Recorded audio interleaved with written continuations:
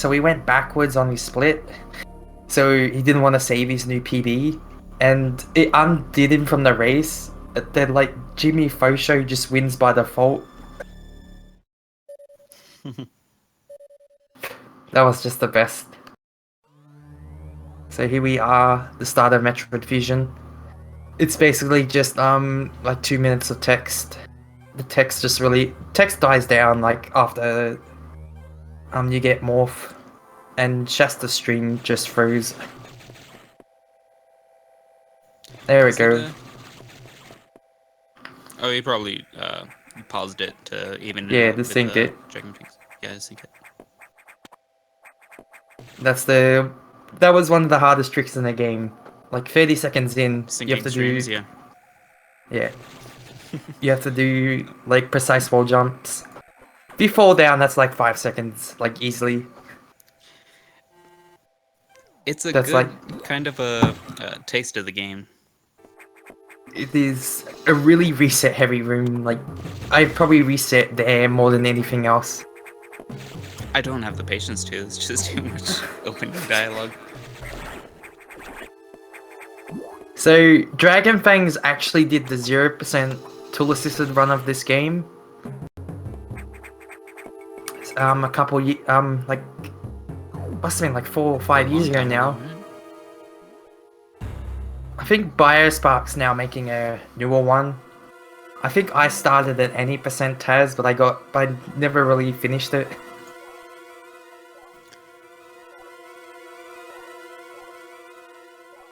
I hope you like text boxes. Yeah, for the longest time I thought that the 0% was theoretically the fastest. I didn't realize how important missiles was, but they will be winding up getting plenty of extra missile tanks. There was an M2K. There was an M2K2 post saying that missiles will 0% will always be faster than grabbing items, and man, did we disprove that. So and theoretically, getting like 6% in a tool assisted run is like is way faster or something. Probably like a minute faster. Because you can do the Yakuza phase 2 skill.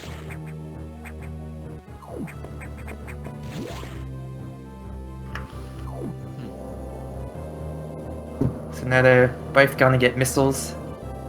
And missiles are pretty weak at the start. Like, they're just pretty much useless. Once they get those, their chances of survival increases to 10%, which is, like, I'd say that's pretty accurate given how this tournament has gone so far. Yep.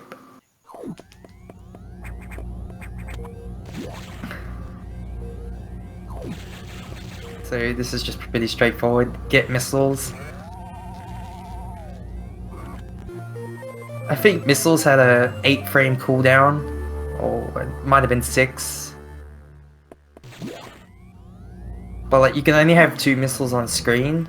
Unlike Zero Mission, where you can have like 4 missiles on screen and like 15 other 1,000 objects as well.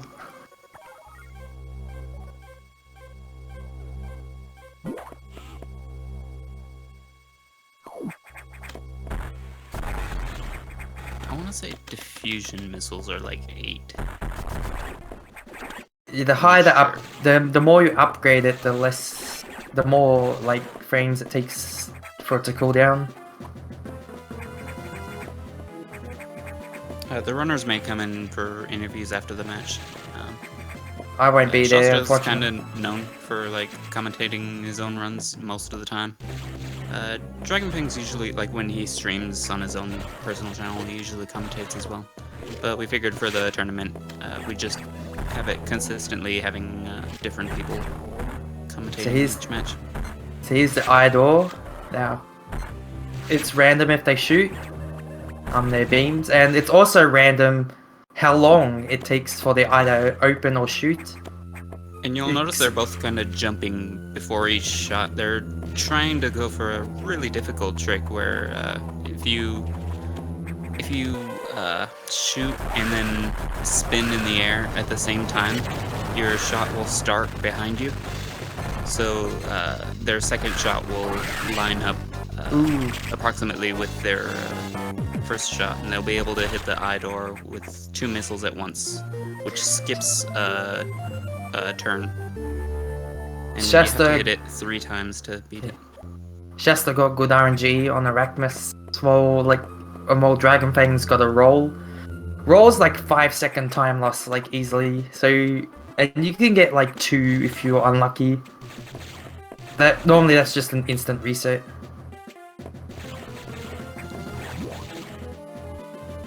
Like that swag wall jump for the first ladder. There's a lot of really tiny time savers that are really difficult to pull off, like wall jumping right after falling off a ledge and trying to shoot cancel to land on ledges sooner. And if you mistime it, you won't save the time, and if you really mistime it, you could actually lose time that way as well, I believe.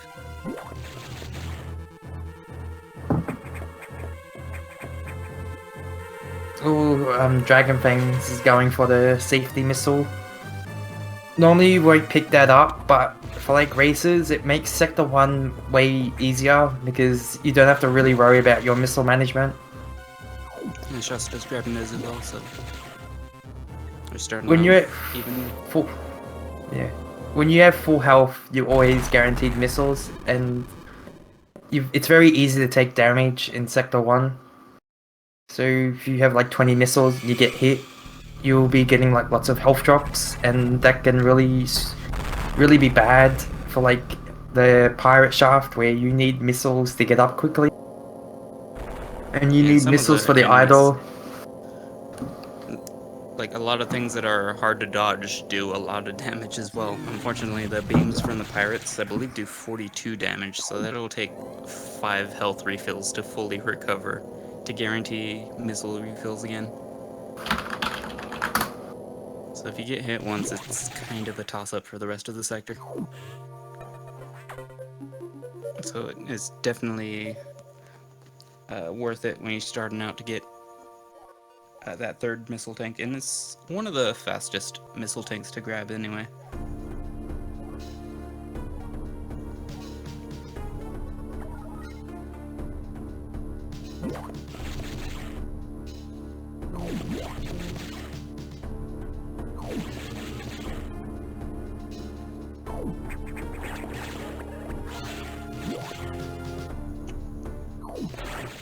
I don't even remember what the difference is. So it's less than 2 seconds, right? Don't know. Sector 1 has 5 stabilizers that you have to shoot 3 missiles at to kill. Well, except for one of them, because 2 of them you kill with charge beam. Dragonfang's got the swag missile shots. So if Shasta goes for it. Nah, he goes for the safety strat. We call that the Ricky room. We have no idea why. Same reason we call it Bob, the missile tank Bob. Because we just call it Bob. That's why. Shasta only got sniped by the space pirates. If this is a research station, why are there space pirates on it? Shasta's research, duh. Shasta's quite low on missiles. Actually, he's got enough missiles now. But like, if he takes damage in the pirate room, that could be really bad. Or if he tanks a few, he's good. The Dragonfangs is in the room I was talking about. Really want missiles. Because it's really slow to get around that room without missiles, because you have to wait, and those pirates can kill you in like 4 or 5 hits.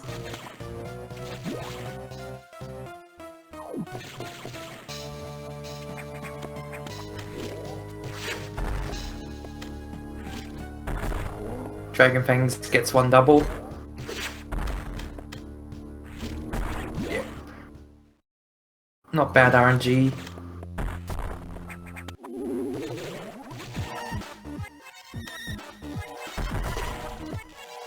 And this was one of the first of the I-cores that we knew you could get double missiles on, just because, like, the way to set it up is pretty simple. You bonk your head on the ceiling, and then, like, as you start to fall, you shoot your first missile. And then, as soon as you can, you shoot your second missile, and that you should be falling fast enough that your second missile will start out closer.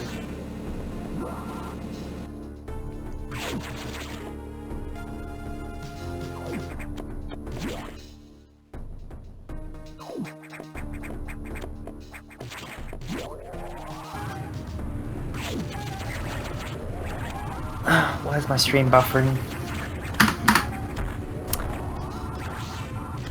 Did you try turning your router upside down? No, that might work because everything here is upside down. So, There we go. just to use the charge beam on the stabilizer. Like, the charge beam works and has 3 parts to it. The 2 bits that fire and the flare underneath, and that will kill the stabilizer in one shot.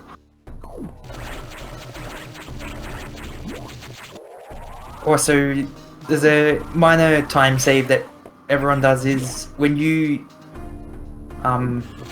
just before you land out of a spin jump, or when you're jumping up a ledge, you will shoot, and that will put your hitbox down early. Or actually no, it will make your hitbox go lower, like quicker, so you'll touch the ground faster and skip a few frames of falling.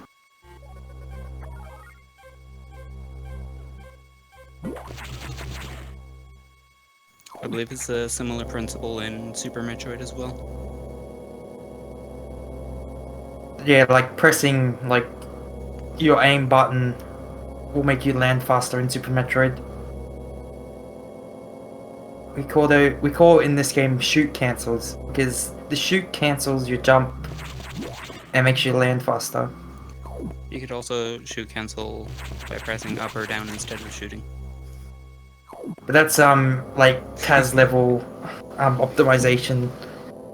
Like a tool assisted run presses down for 1 frame, then starts running.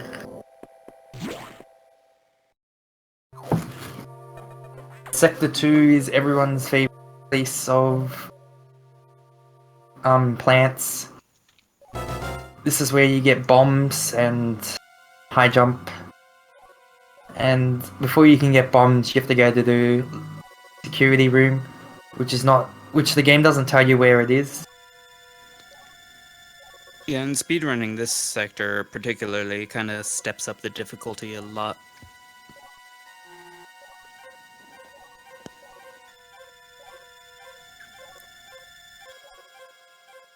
There are a bunch of red slugs in just about every room, and touching them does about I believe 45 damage, and there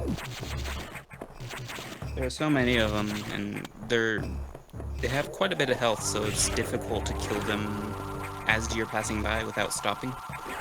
So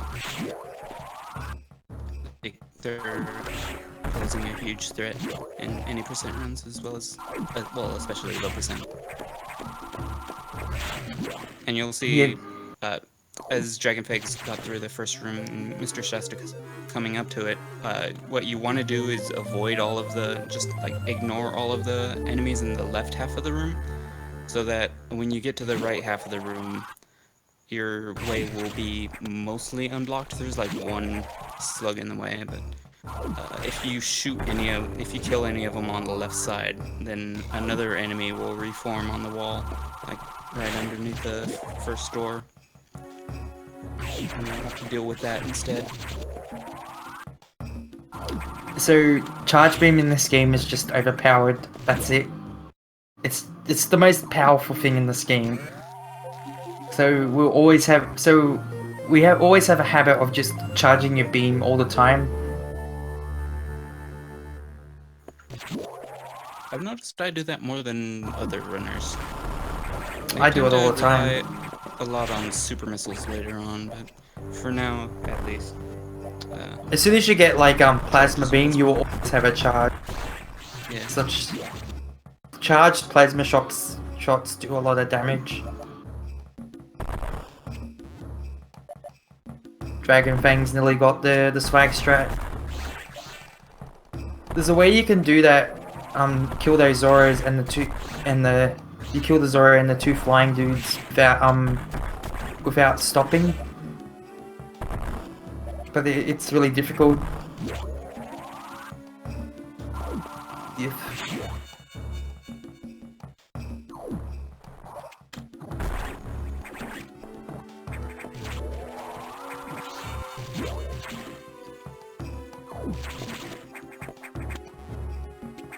So pretty much the best weapon for the job tends to vary from sector to sector as you're getting more and more powerful. You start off with, like, you get missiles, and they're clearly way better than the regular beam, and then you get charge beam, and that's even better than your missiles. And then later on you get super missiles, and so on and so forth. But for now, currently the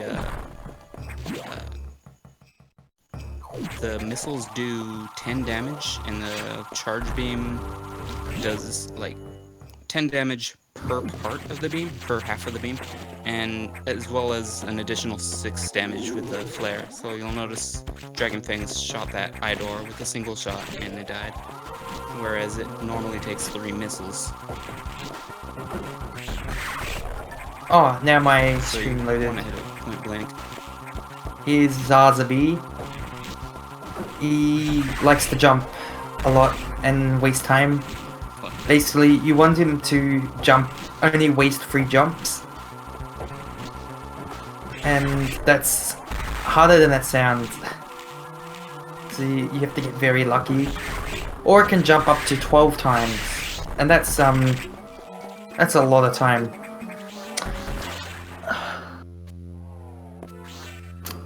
Completely out of the player's control. I've lost the stream. Dang. Well, Ooh. I'll just annotate it for you. So, Mr. Shasta's waiting. Oh, he's shooting now.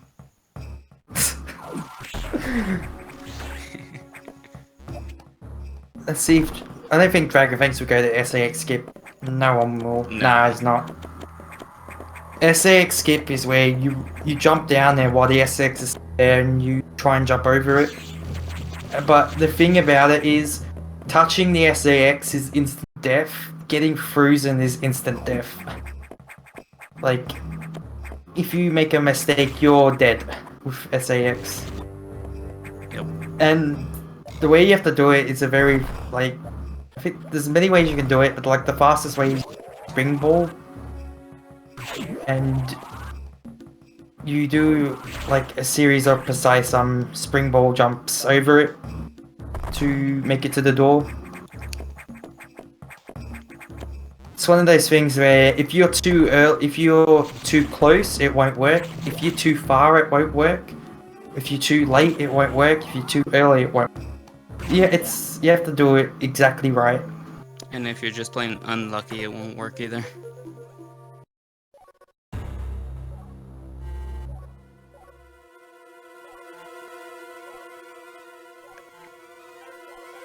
A thing to note is Shasta went with a second energy tank right before Zazabi as well.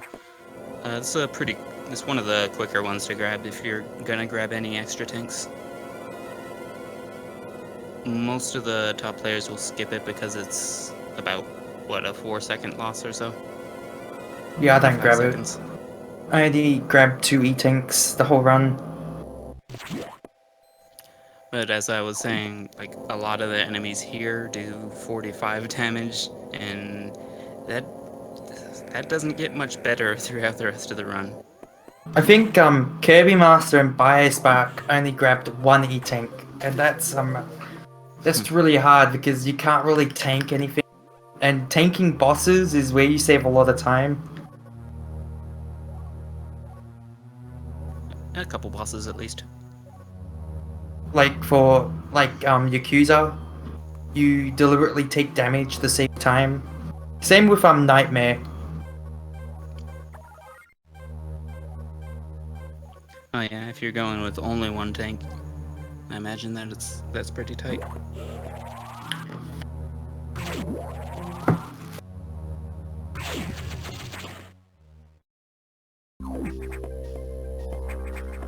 Here's Sector 4. Sector 4 is the water area. And It's there are personally some my favorite part. there are some really tight tricks. Like Dragonfangs might be coming. No, Dragonfangs is gonna come up soon. This room is pretty hard. Yeah, he got it. You basically want to spin jump down with a charge shot to pseudo screw attack the crab, and then fire a missile and morph, and that will shoot the door. It's a pretty neat trick.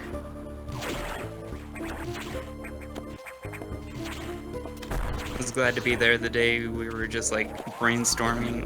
I think it was BioSpark's chat. We were just trying to come up with the most optimal way to get through that specific room. We were sitting there for like 10 minutes tossing out ideas. Good times. And then it all came upon the fact that the missile has slightly slower acceleration than the beam, so you could morph and start rolling to scroll the door on screen before it reached the end. Because if you just did a regular shot, it would Yes. the shot would disappear off screen before it opened the door. So here's Ceres. An optimal fight it will die in 2 hits. Yeah, You as I said basically want before, your whole charge beam to side its head when you fire it. It's 50 HP, so doing 26 damage twice will kill it in 2 shots. But if you, like, it's moving really fast, so it's actually really difficult to hit it with both parts of the charge beam as well as the flare. There are some runners in particular that sometimes hit it with only the flare several times and may get up to like 7 shots to kill it. His name wouldn't be Bagger E, would it? That sounds familiar. I think that's right. Ceres does... How many patterns does it do? I can't really... I think it was like 8 or something. And most of them are mirrored patterns of each other. And Oh yeah, something like that. you wanted to do certain patterns at the start, otherwise you lose time. And if you get like a bad pattern, most people would just pause buffer the... Like that backup Shasta did. Most people would pause buffer just for like a split second to get an idea of where Ceres and where is he going. Because he moves so quickly that you wouldn't be able to react. You normally wouldn't be able to react fast enough. It was sloppy, but a really nice recovery by Shasta for that boss fight. Ooh. Dragonfangs only got the low height. So basically, you're not supposed to be able to Shine Spark in 2 block high spaces. But if you Shine Spark 1 pixel off the ground, you can fit in 2 block high spaces. It's only used in like 2 places, in Sector 4 and right at the end of the game where you go to Omega. But the last one's the hardest because you have no visual cue. You just have to guess when to press A. It's quite difficult to pull off. But it saves like a few seconds because you don't bonk on the ceiling. Most people use a shot cancel to make it slightly easier. But even that, it's probably more of a placebo effect, I guess. I wonder if morphing would make it more consistent. you land and press up on a morph. Maybe. That's kind of what we do for, is what you guys do for Sector 4, right? Yeah, as soon as I bounce, I press up and then A. And that's guaranteed to work.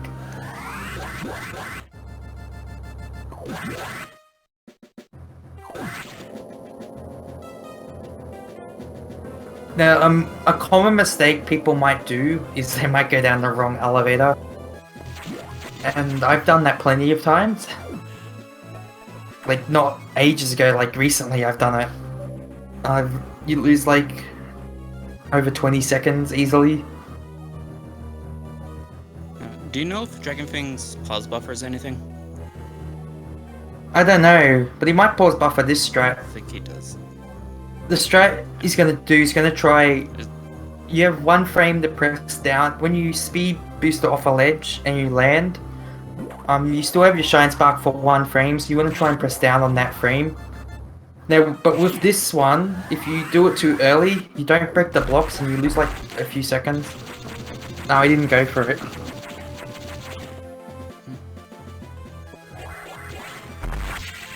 The pause buffer strat only loses like half a second.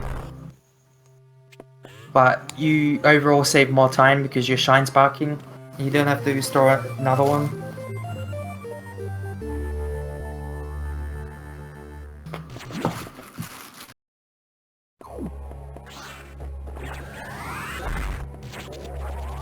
When Dragonfangs get supers, I gotta go. Sorry. Okay. I have to go out for dinner. What you gonna eat? Some pasta stuff. It's gonna be pretty nice. Sweet. Oh, Dragonfang's got the shine spark there. You want to break the block and then press down. But you can also press down too early and not break the block, so you gotta run back and try again. But it's so you don't have to grab the ledge, the wall and climb up. You can just shine spark straight up. Normally shine sparking small distances isn't fast, but in some cases it is. That's probably one of the shortest distances that it's worth it. So dinner time? Alright, I gotta go. So see you later, guys. See you. Have good luck to the runners. Ooh. I think that was a pretty good attempt by Dragonfangs. There's a trick called the Data Spark where you charge a Shine Spark on the data room platform. Unfortunately, he ran into the door and he canceled it. Like, he wasn't able to shoot the door in time. It's a really tight window to do. The idea is you want to press down the data room button for as long as you can before you charge the shine. And to accomplish this, shortly after you reach the bottom of the steps, you let go of the control pad and you'll start skidding to a halt. But before you're completely stopped, you still have, like, I don't know, a quarter or half a second to press down to charge the shine spark instead. So you're slowing down, which means you're on the button for even longer. So it takes the time to activate the button. And you can start charging the shine as late as you can, and that gives you plenty of room to actually shine spark after you get the super missiles. And the hard part really is managing to shoot the door before you run into it, because you can't shoot until you actually hit the slope. But you're moving really, really fast.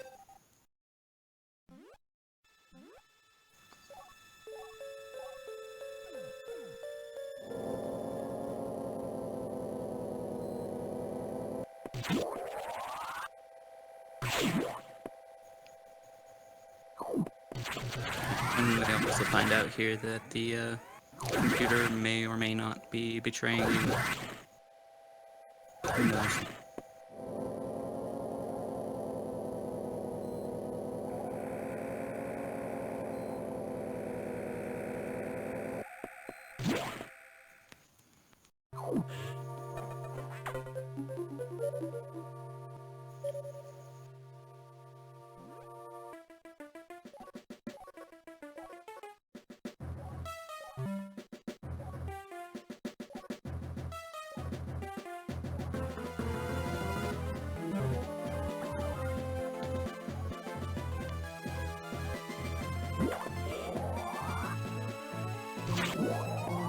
So Sector 6. We used to start this sector off with a Shine Spark to clear a barrier, because Shine Sparks can apparently clear those plant barriers that usually take super missiles to destroy. Once we started actually timing stuff, we found out that that's actually slower than missiling it, so we just do that now. Also interesting, he didn't bomb the left wall. That's one of the faster missile tanks to grab. I guess since you got the third missile tank in the main deck, that you just didn't bother with this one. There are a couple other tanks later on that are about the same amount of time, so maybe you just wanted to get those two instead. It is kind of hard to actually get that missile tank quickly. He has more complications in his life than he would like.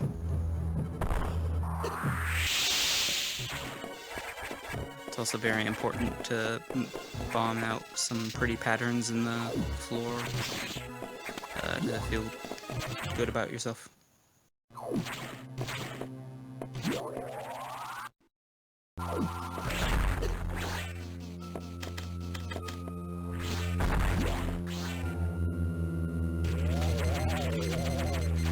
That SAX chase thing is it looks scarier than it actually is. It's as long as you make sure you don't get it to see you too early. Like if you shoot at it too early, it'll turn around and shoot you right away, and you'll be frozen and it'll chase you. It will jump behind you and it'll shoot you again. You might be able to get out of it alive, but it's more trouble than it's worth. You might as well just wait for it to take a step forward first. And the boss tier is another great example of the power of the charge beam. Unfortunately, it's immune to missiles, so like even though you just got super missiles and now your missiles are upgraded to 3 times the power, it's immune, so you have to go with the charge beam. So in order to beat him quickly, you take damage from the little babies it has around it, and that'll make you invincible, so you could get inside the boss's spray inside. That guarantees that you hit it with the full power of the charge beam. All 26 points of damage. So it'll die in 4 hits.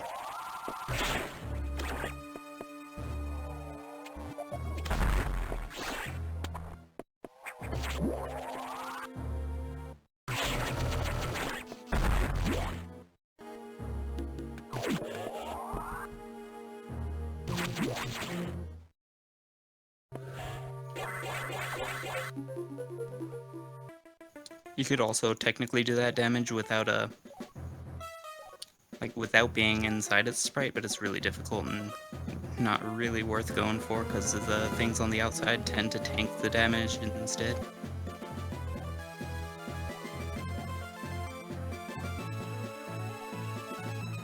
Now they have Varia suit, which is the best looking suit in the game.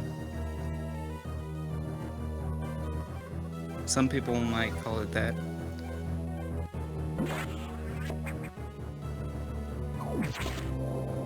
be sure to look very closely, like during elevator cutscenes, to see just how good the various suit looks.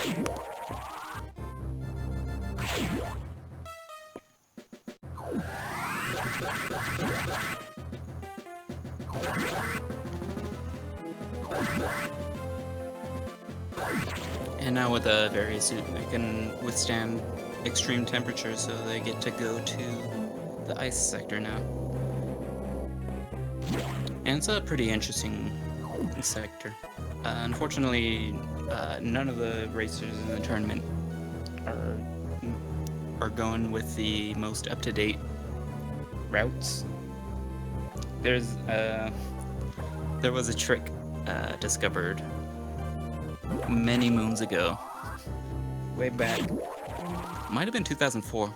It's probably 2005. But there's a trick where you can run off a ledge and, well, as JRP was explaining at the beginning of Sector 3, you could run off a ledge and you have one frame as soon as you land to store a shiny. And you can use this to go get the ice missiles from the back door instead of going all the way around the sector twice. You just go all the way around once and then come back.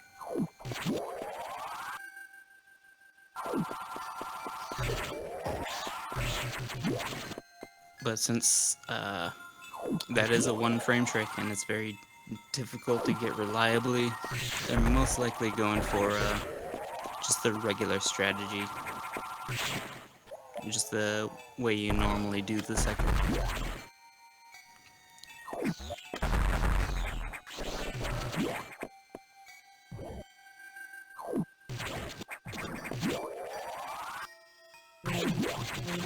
So unfortunately, this is gonna cost him a second.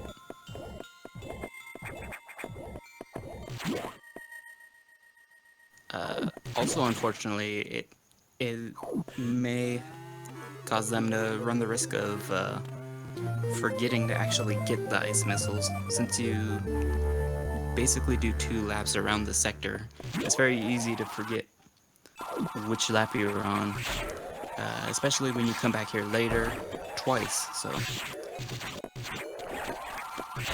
this sector very much looks the same most of the time.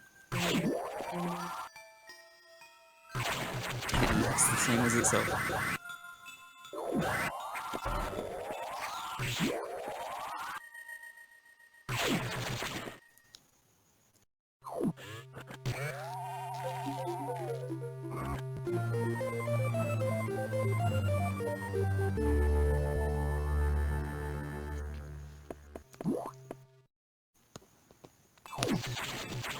And these ice missiles,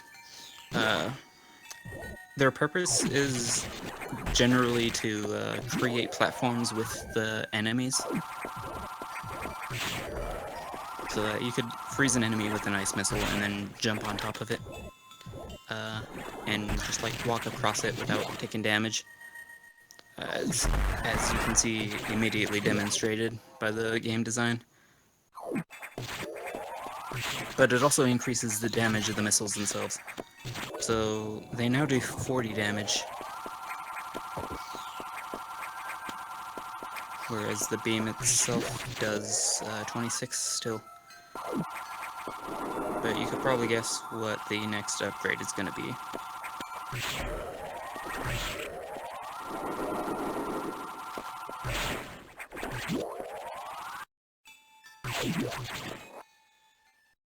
Emergency in Sector 3. Emergency in Sector 3. Emergency in Sector 3.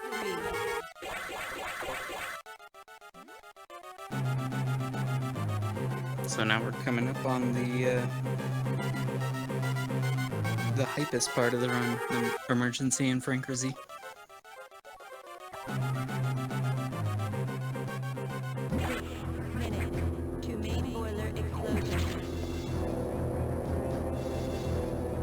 The time to shoot for essentially is around a timer of around 4:30ish. If they can get the countdown timer to, if they could finish it in higher than 4:30, it's a pretty good section.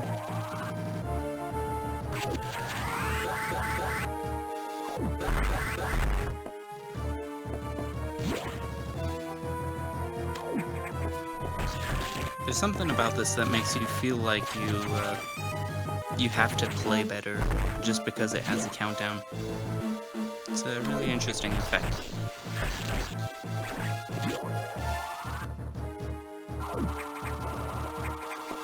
So they typically use a lot of missiles throughout the sector. I'm more used to low percent, so I actually use the charge beam instead and generally avoid more enemies than they do.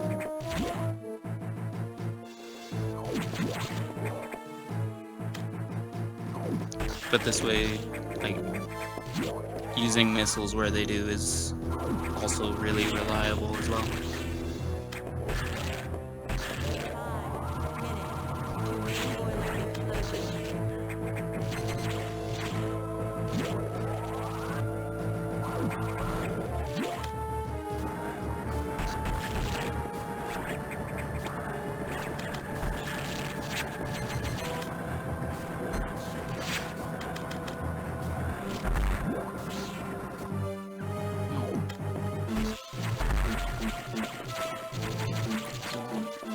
It's looking to be a pretty good section by Dragonfangs.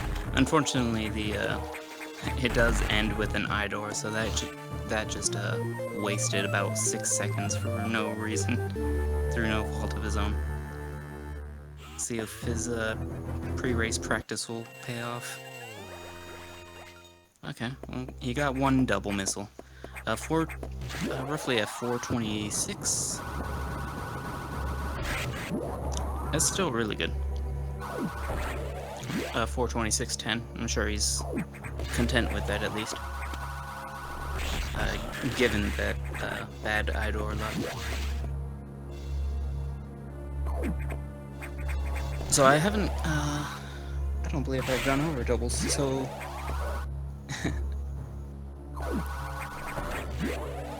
So in order to get a... Well, I kind of went over Idor double missiles. It's kind of the same concept here. You want to get your missiles aligned as closely as possible. So what we do on this core in particular, the wide beam core at the end of the emergency in frequency, is we jump high over it, and then like we shoot missiles as we're falling down. I believe like once you reach maximum falling speed is when you want to start shooting missiles. And preferably, if you can, you want to shoot them slightly to the side of the eye so that it kind of moves into it while you're it moves into your missiles as they're passing by. But that's easier said than done because the eye has a really finicky hitbox. And Shasta comes out with a 426.16. I'm sure he's really happy with that.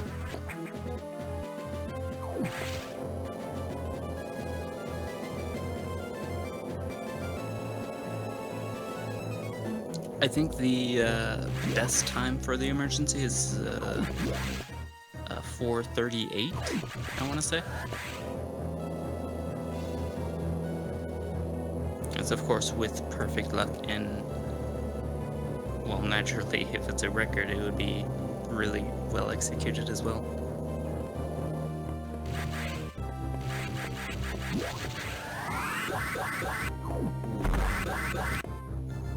Taking a dive in the lava, unfortunately.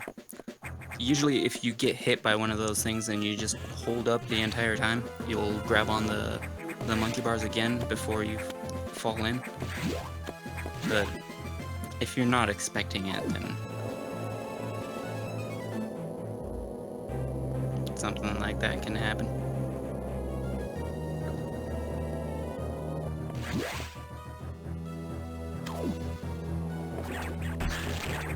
So Dragonfangs coming up on the impossible strat, as we call it, because one particular runner can't do it.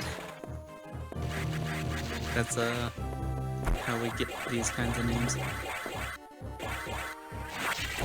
The idea there is that you're jumping over enemies as they're spawning. So you could freeze them right underneath you to use them as platforms. And then for the higher one up, you have to do a bit of a wall jump to get high enough.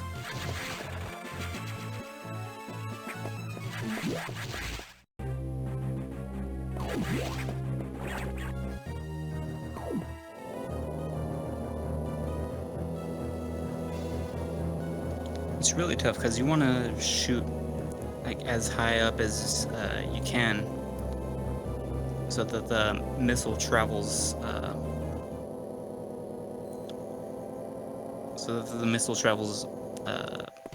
Under you before you land on it, and that's really easier said than done.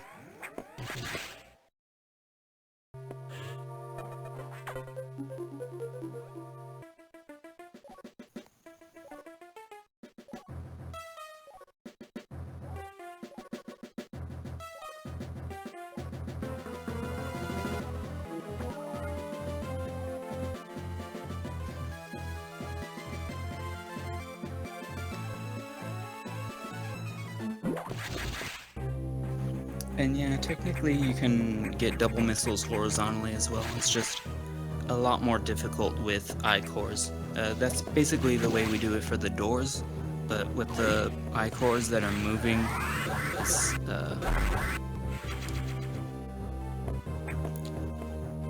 no one's really wanted to try that, basically.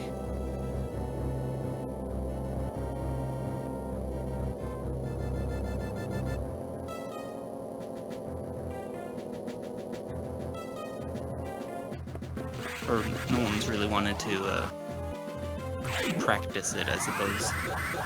I guess it's been tried, but everything in the game takes practice. So if you don't know if it'll work, it's kind of hard to motivate yourself to practice it.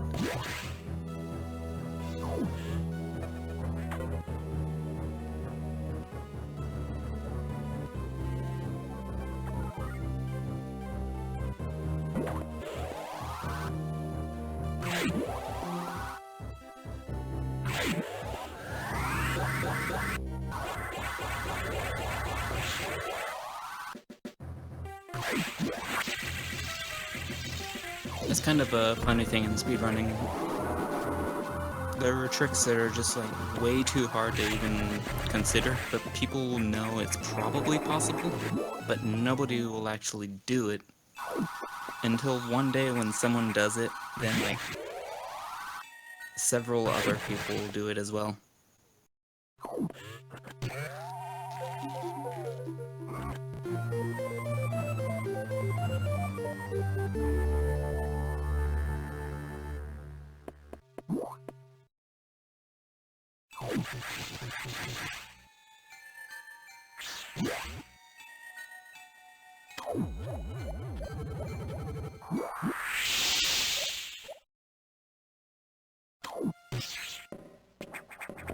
So now Dragonfangs is picking up power bombs, which are effectively about as powerful as missiles. They do 50 damage versus the ice missiles doing 40 damage, but they take a really long time to explode, of course, and you also have to morph to do so, so it takes a bit longer.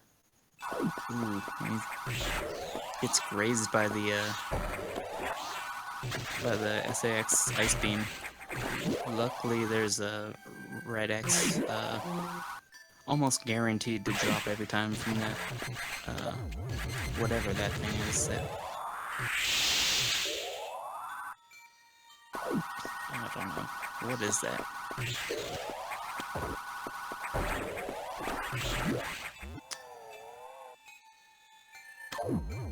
We had a bit of a hang-up. I think what happened was he might have forgotten to charge before the door. I didn't quite see what happened. Yeah, I think he forgot to charge the beam before the door. So now that you have power bombs, the layers of the rooms kind of changes, and it affects what enemies are in the room. So in order to get through the room, you have to use a power bomb to clear out a little plant barrier thing. But you could also break through it with a speed boost. There's a bit of a problem with that though. If you're boosting through the room, even if you shoot the gate as you come through the door, if you're boosting through the room, you'll hit the gate before your shot connects. So you have to be going slow enough for your shot to hit first. But if you're going too slow, then you'll run directly into a projectile from an enemy right behind the gate. So you have to get a speed boost at the exact right place, and you could generally achieve that. It's a pretty wide margin of error, but you could generally achieve that, as you can see on Shasta's screen. They're like landing on the far edge of the platform in the previous room, charging a beam, releasing it, and going through the door. So that accomplishes both going slow enough and going fast enough, effectively.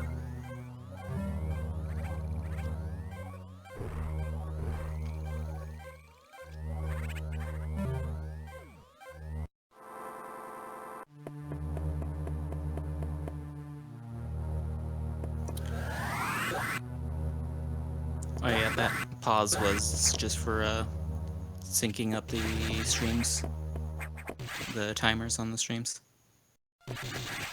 and conveniently for letting me commentate on that particular room. It's good timing.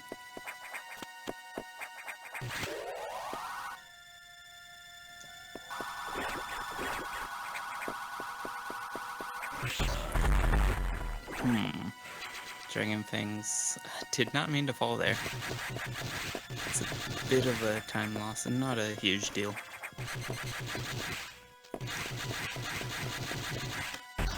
You kind of want to climb up above the growth in the rooms, the vines up top. Kind of use them as floating platforms to get to the top floor on the other side of the room. So let's see how well Shasta deals with the torches in the ceiling.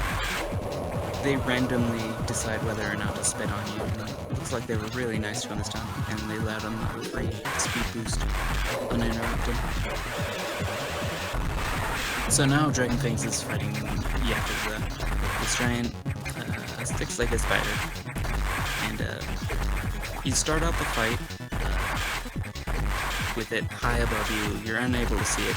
In fact, if you shoot up, your shots won't connect unless you're jumping up with your shots in order to scroll the screen high enough.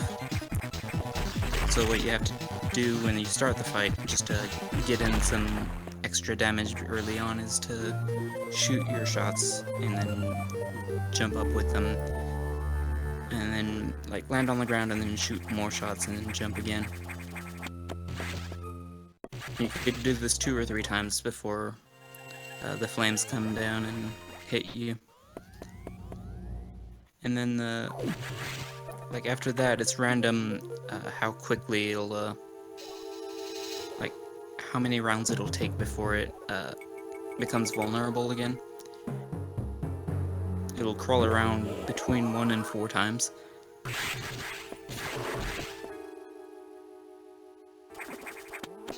But you could kind of stop its crawling a bit early by getting grabbed and then mashing left and right to break out of the grab. If you do it quickly enough, it's faster than waiting for it to reach the bottom and then bounce back up.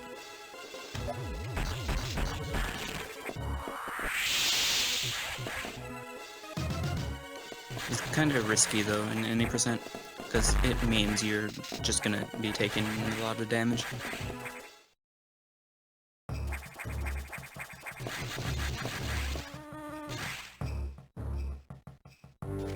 Or you're at least taking damage. Whether you think it's a lot is kind of subjective, I suppose. And then the second phase, we used to use Charge Beam because it covered a wider area, but turns out the ice missiles you could shoot faster, and they do almost as much damage as a full wide beam shot. So currently, the wide beam they collected in the emergency, it now comes in 3 parts per charge, 3 parts per shot, and each part of that does 15 damage, so if you hit with all 3 parts of the shot, it does 45, and I forget how much the flare does, but that does damage as well. So it's a little bit more than the ice missiles, with the trade-off that it takes time to charge it, so it's kind of situational when you want to use it. And Dragonfangs is on Metroid, which is this is basically the boss. This is basically the cause of collecting all the missiles they did before. They collect a total of 45, I believe. Yeah, I think they both have 45 missiles max. Oh no, Dragonfangs has 40. So yeah, they got all of those missiles essentially for that boss. It also helps on Nightmare as well, but mostly that boss. So I don't even remember how much HP it has, but it has more health than the missiles do damage. So, but what they do is they alternate between charge and a missile for the start of the fight, and they intermittently plant power bombs roughly every 3 shots or 3 volleys. And that does just enough damage to leave him with a couple missiles extra at the end of the fight.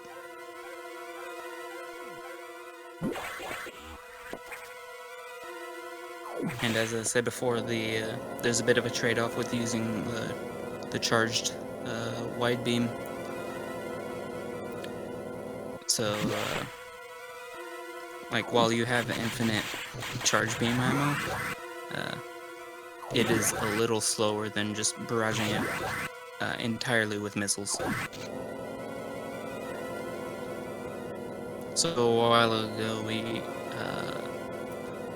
we were wondering like what the trade-off is for missiles versus like the time it takes to collect missiles versus the time it saves on bosses, and it turns out ideally you want 40, but 45 is much safer in case you miss some missiles, and gives you plenty of wiggle room with the core as well.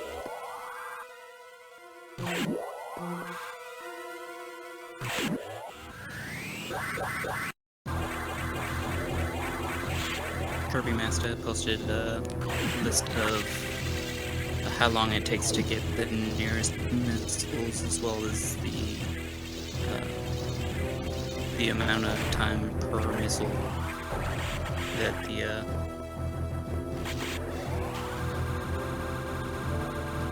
amount of time per charge beam that a missile would save. So just did the calculation in there.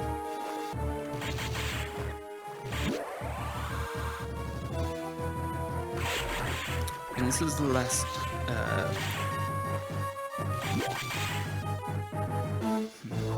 this is the last time through Sector 5, and it starts out with a really long Shine Spark, the longest, at least the longest Shine Spark in any percent. It might be the longest in the game.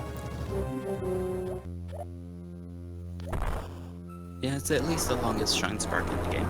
It's really cool, and really it's definitely viable to pull off for people just getting into the game. It's one I strongly recommend to new players.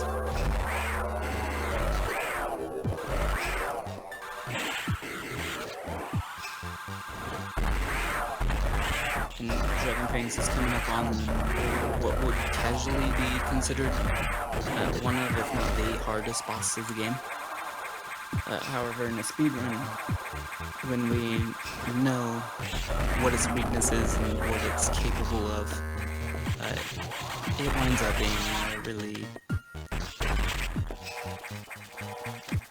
surprisingly simple fight. You just shoot it at point blank for the first couple of phases, then you just barrage it with missiles for the last phase, and like it'll do a lot of damage, but it won't do damage quickly enough to kill you before it dies.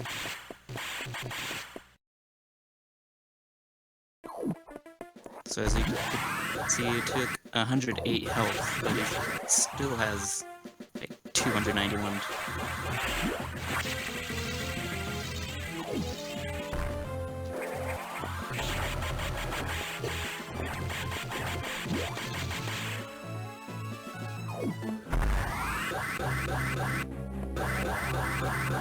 And now say goodbye to the mustard suit.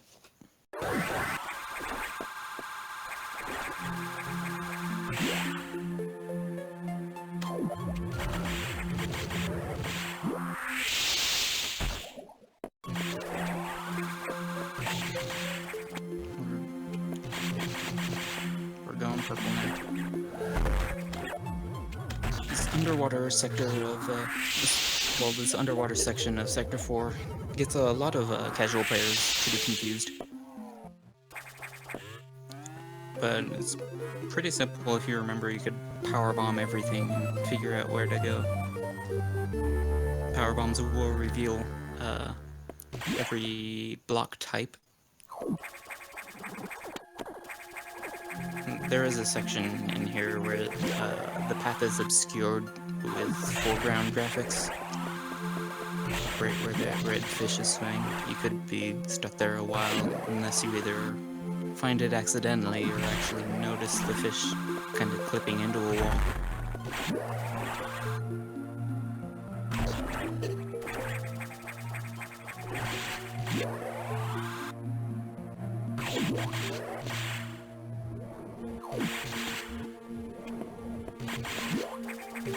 So a bit of a tip on Nightmare. It's kind of hard to get it to stop when you want it to. The general rule for getting Nightmare to stop is that you want it to be on the... there's a bit of a zone on the right half of the screen where it tends to stop if it's going slowly enough. So you kind of want to...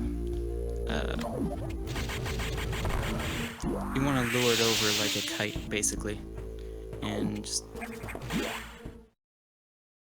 kind of swing it slowly from the side. The easiest way to do that is basically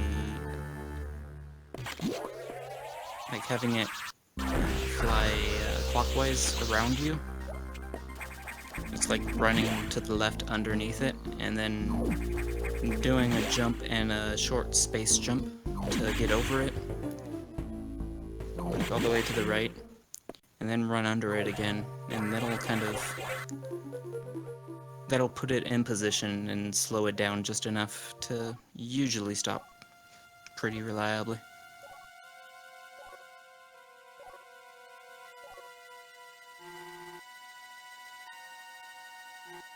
And now Dragonfangs has diffusion missiles, which upgrades the damage to 45. It's not a very large increase, but people always wonder if diffusion missiles actually increase your damage, and they do, but you don't have to charge them to do so. They're just their base damage increases, and charging up diffusion doesn't assist that at all. So you don't have to wait for it to fully charge.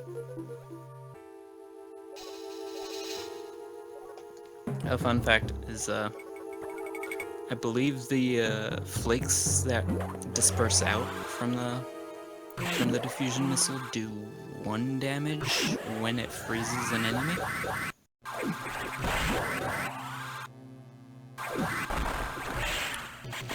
I'm not sure on the specifics, like what kind of circumstances, like what happens if it doesn't freeze the enemy but it's not frozen.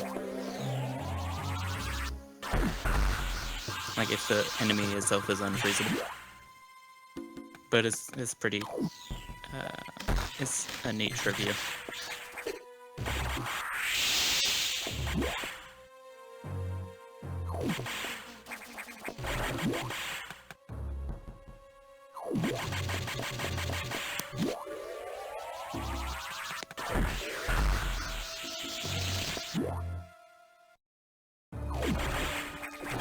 However, as I was mentioning earlier, how the missiles and the beams kind of go back and forth between which one's stronger. Now that they both have plasma beam, even though they also just upgraded their missiles, the plasma beam is especially overpowered. When people are talking about how powerful the beam is in this game, they're mainly talking about, for the most part, they're talking about plasma beam. Because it goes through enemies, it has a property where technically each shot is weaker, but it also does damage per frame.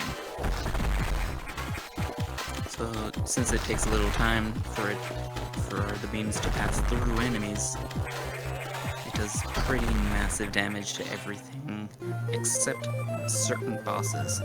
For example, they fought Nightmare shortly after acquiring Plasma Beam, and he has an effect that cancels the Plasma Beam as soon as it makes contact. So it still does damage, but only for a single frame. And this fight that Dragonfangs just got past, that we call the Xbox, is an enemy with a small hitbox in the middle, surrounded by beam canceling shielding around his legs. So you can get the beam to pierce through it, but it's really difficult and really unreliable. So we generally rely on our diffusion missiles instead. It'll still actually die in 12 missiles. So even though our beam is technically super overpowered, it's just not the right tool for the job in that case.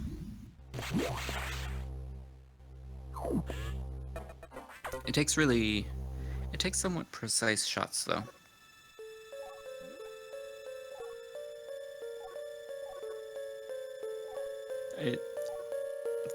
That fight mainly is a matter of getting used to where you should hang on the monkey bars along the top.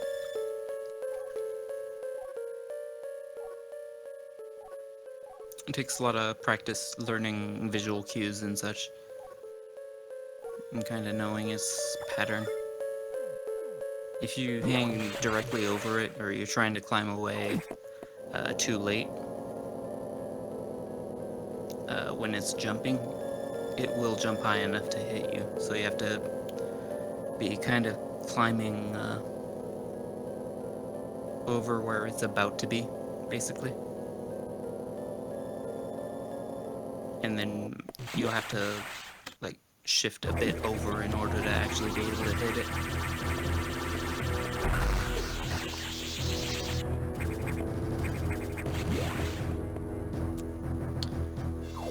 There's a safe spot for new runners, or well, new players at least.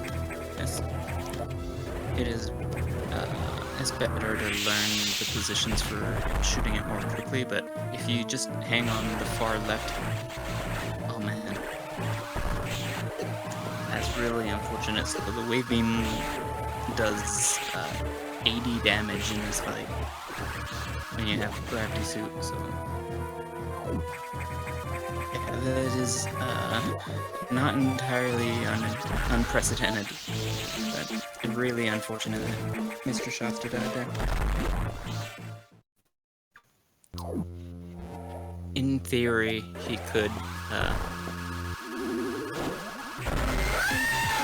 start over and Dragonfangs might die, and he would still have a chance.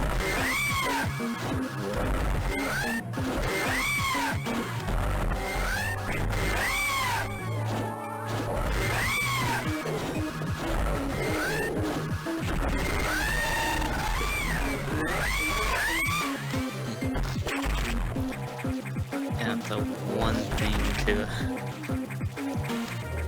thing you don't worry about, that's the danger of Metroid Fusion, is like, you think you know what the trouble spots are, but the trouble spots really are the spots you don't think about.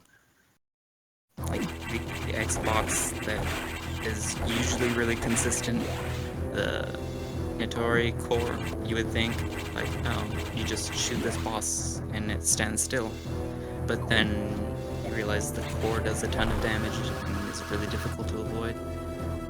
And on top of that, there's just the non-boss enemies. Just everything in the sector does a ton of damage as well.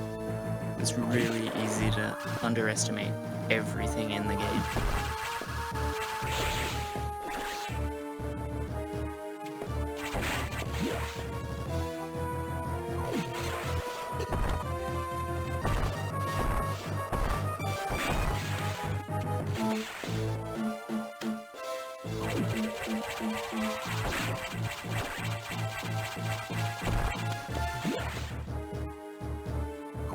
It's a really tricky fight where you're kind of trained to use missiles for the most part throughout a lot of the game, but well, for bosses at least. And now there's a boss where you can actually see the power of the beam.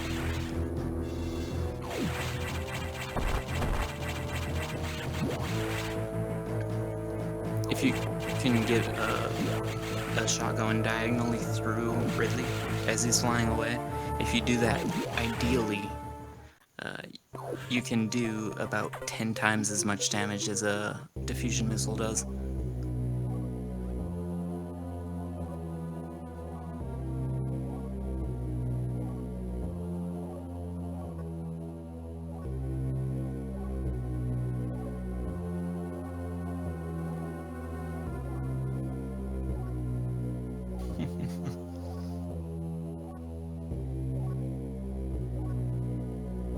And just like that, Mr. Shasta is back in the game.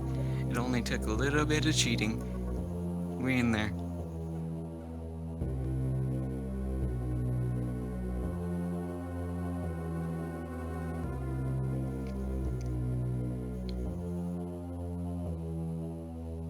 And here Dragonfangs is in the longest section of the game. The final briefing.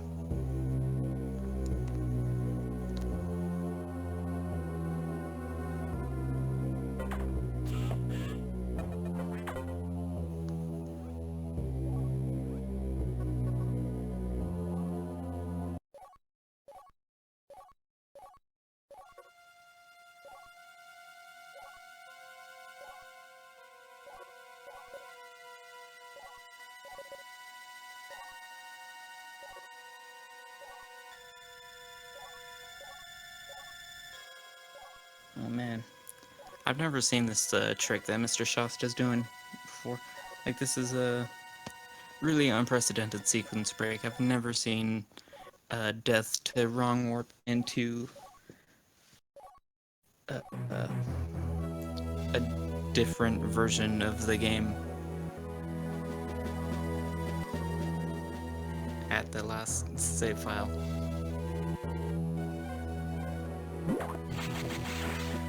At the last save room, rather.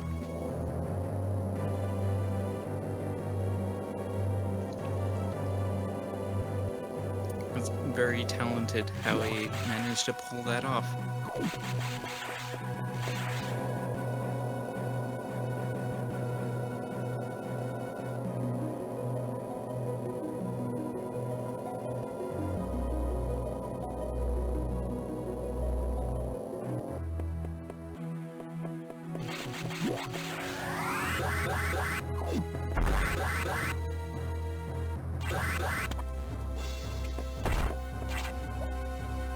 So speaking of the power of the charge beam, you know, I was saying it kind of goes back and forth between missiles and charge beam, and now with the SAX fight, the climactic showdown, you get to see the action of both of them at once. So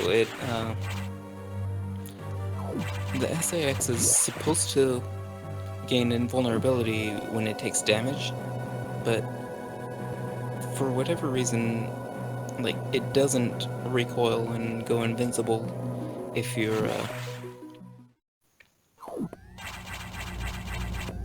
freeze it first. So as long as it's frozen, you can do damage per frame with the wave beam. And with some with diagonal shots, you could finish it off in as few as 4 shots, which is insanely fast. When you fight it normally, it typically takes up to like 20 shots.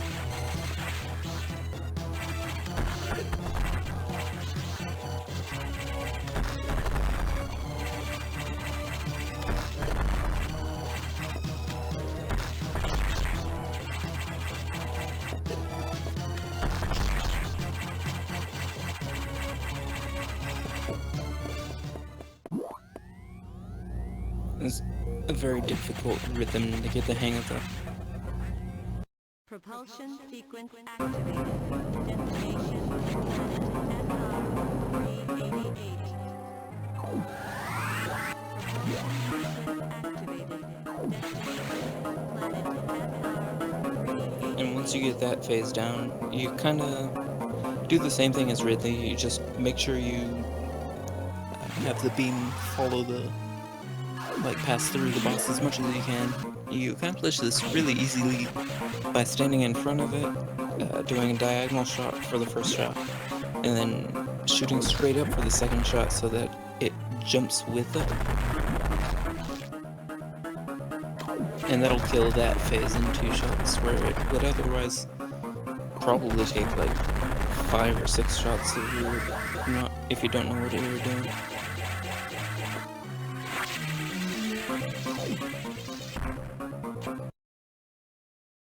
And then the ice core, it does a lot of damage, unless you're screw attacking, in which case it can't hit you at all.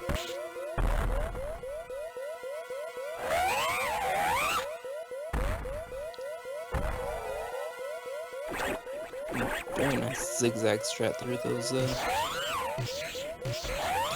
platforms. It's really difficult to fall down these rooms without landing on something. To destination. Let's see if it gets a little higher. I have no idea if it gets a little higher, but it froze up for me, unfortunately. Well,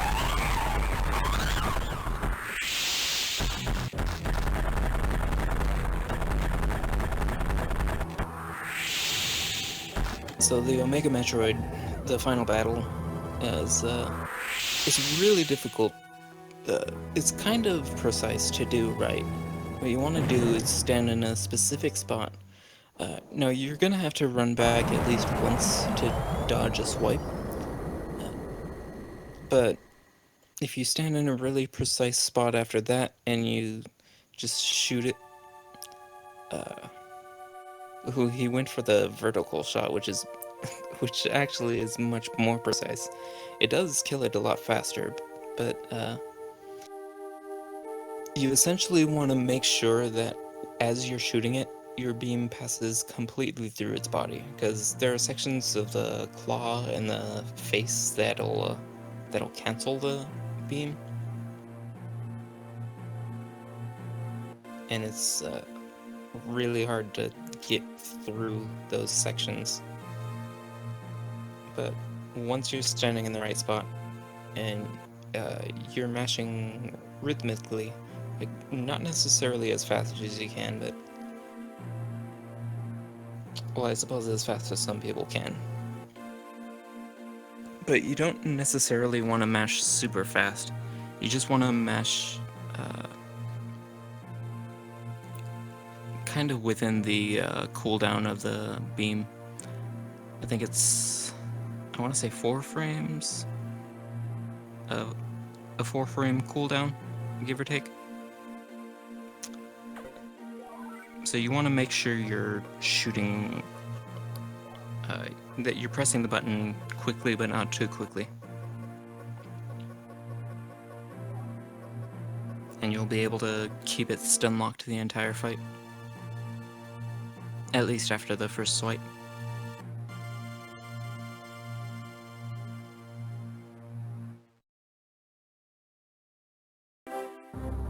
So congrats to Dragonfangs for that. For pulling out the win there. I was kind of worried at the end when he went for the vertical strat.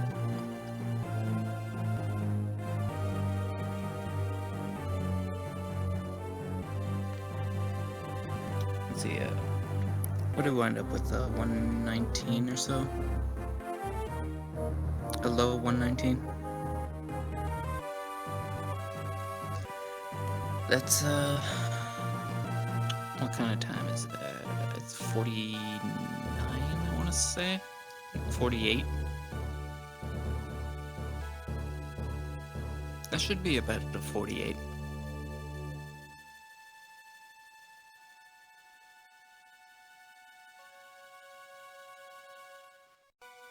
A high 48, maybe a low 49.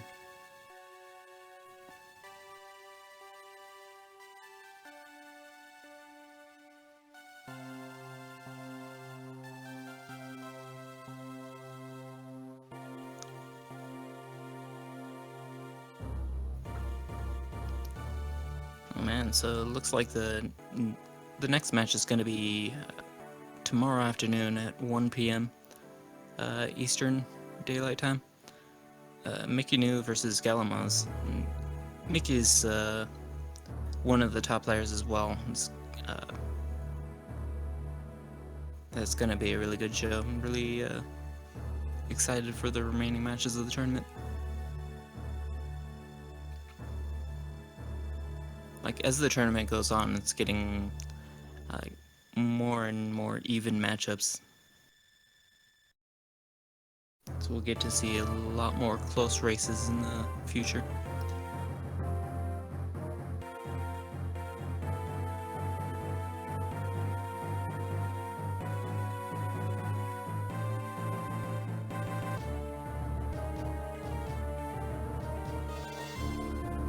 So final time, 47.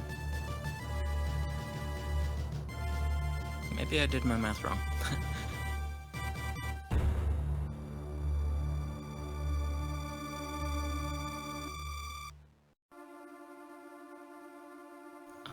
So yeah, really low 108 would have been, really low 118 would have been 46, I guess. Okay. I could kind of see that. Oh yeah, that was a really low 119, so maybe I did my math wrong. It's been a while since, like, back when I was playing, back in my day, we didn't really bother too much with real time.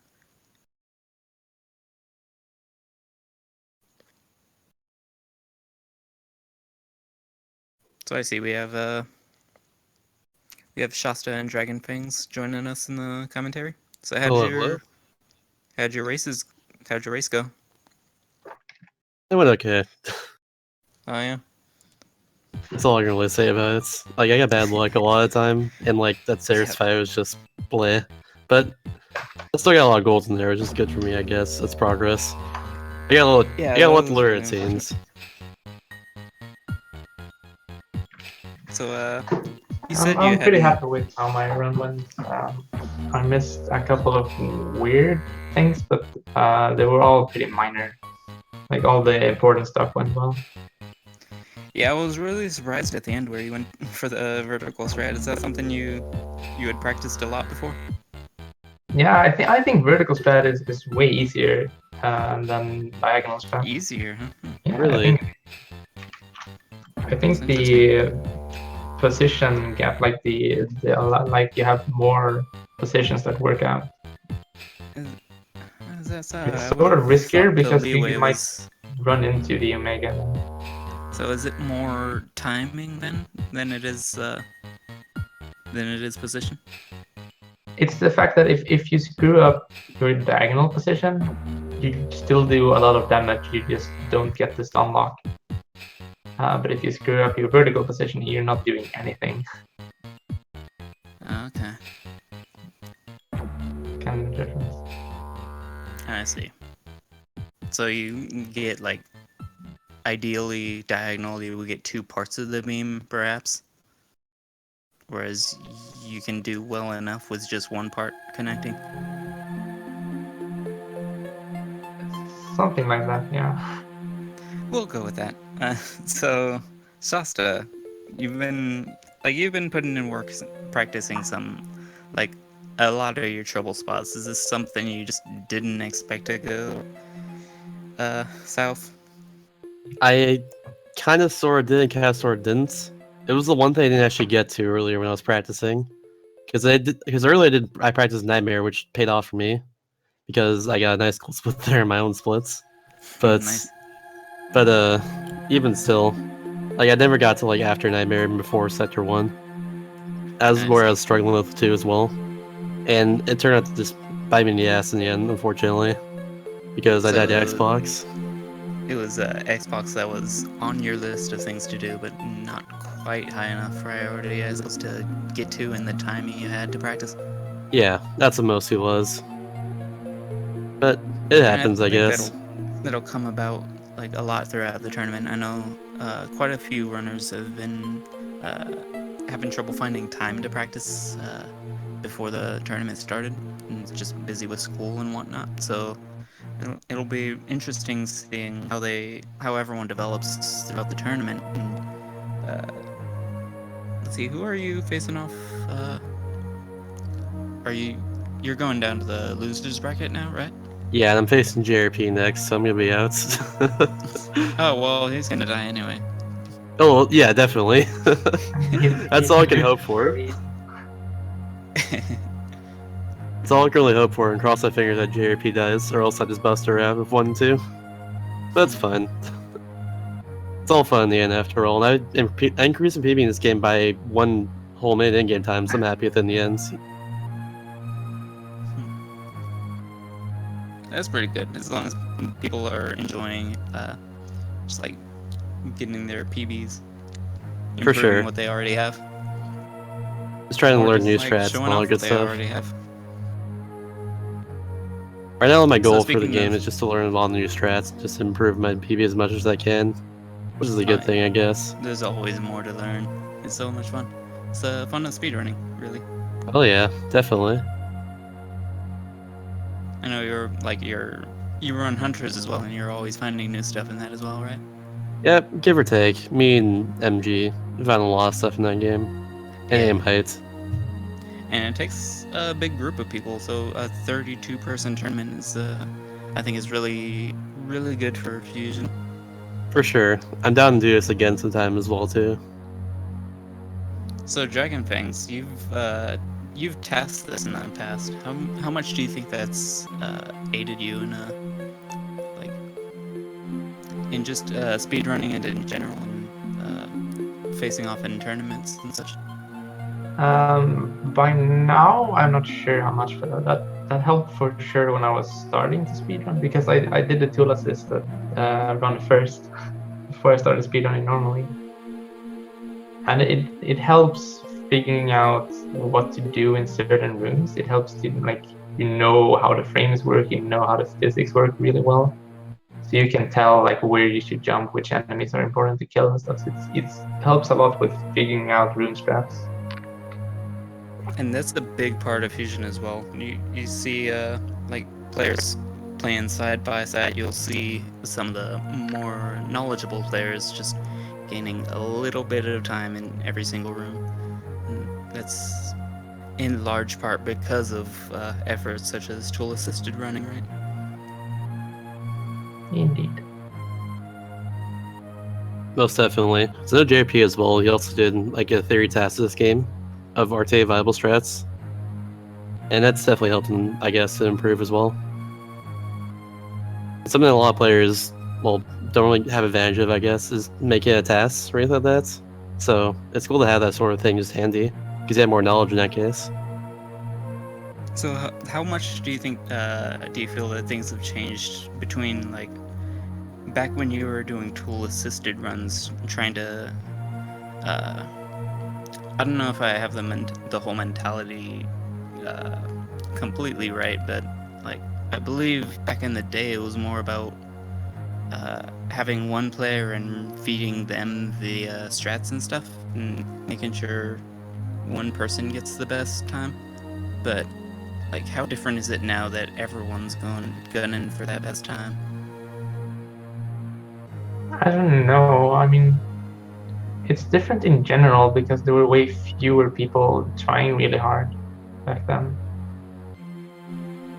So I mean, I know I was definitely discouraged.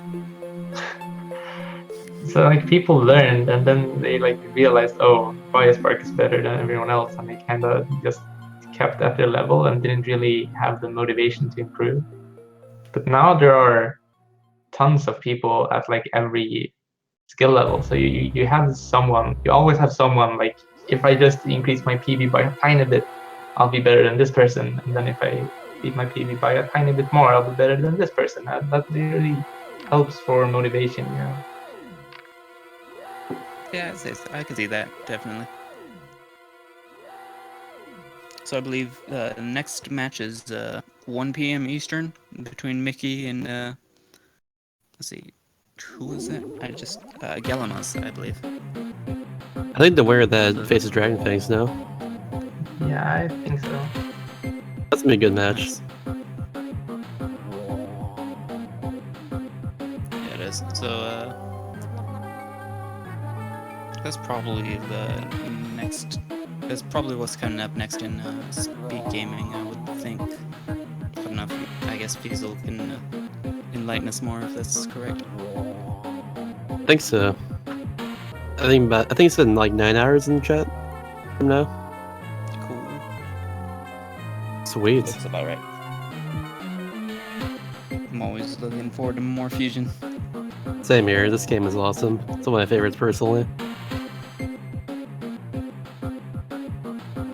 Maybe after this we should do a victory lap of a Fusion 2 tournament. I'm okay with this. I think we'll get more than like 5 entrants for Fusion 2. Around there. Which is surprising. That's a lot of players for that game. I guess, yeah.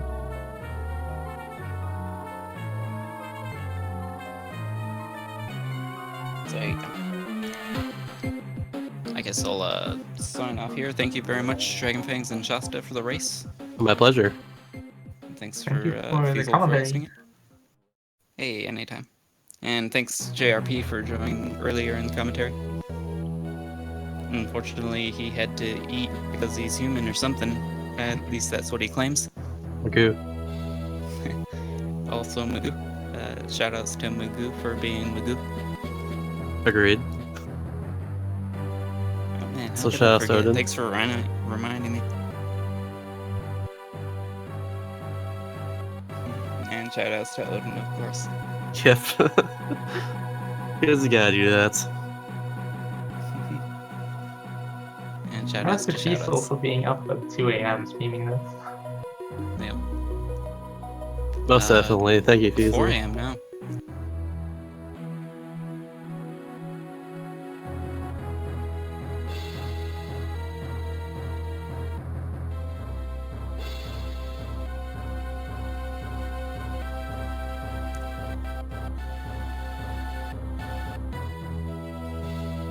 That's about it, right? Remember. Yeah, I think that's about it. Just remember, your run is not over until you hit The final split.